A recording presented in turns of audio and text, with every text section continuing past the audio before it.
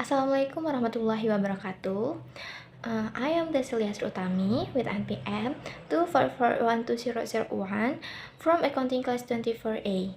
On this occasion, I will present material on hypothesis testing for large sample, which is part of the coursework in economic statistics. First of all, let us understand what a hypothesis is. A hypothesis is a statement or a temporary assumption regarding a population parameter that will be tested for its truth based on the sample data obtained. Hypothesis testing is carried out to decide whether the proposed hypothesis should be accepted or rejected, or of course based on sufficient evidence from the analysis sample data. It is important to note that the result of hypothesis testing do not aim to prove something absolutely true, but rather provide a strong statistical basis for making decisions. In the process of hypothesis testing, there are 5 main steps to follow. The first step is to formulate the null hypothesis, or HO, and the alternative hypothesis, H1. The null hypothesis generally states that there is no difference or relationship, while the alternative hypothesis states that there is a difference or relationship. The next step is to determine the significance level, which indicates the probability of making an error in rejecting a true null hypothesis. Usually, the significance level used is 0.05 or 5%.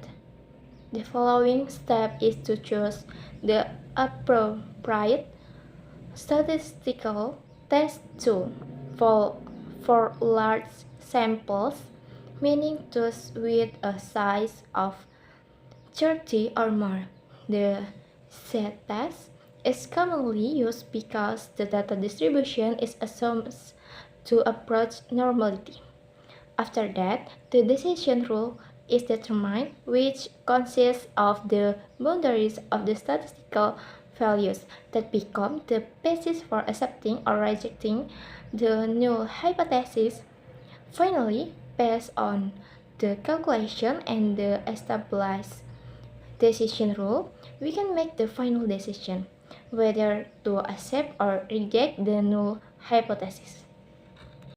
In hypothesis testing, there are two types of tests, one-tiled and two-tiled test.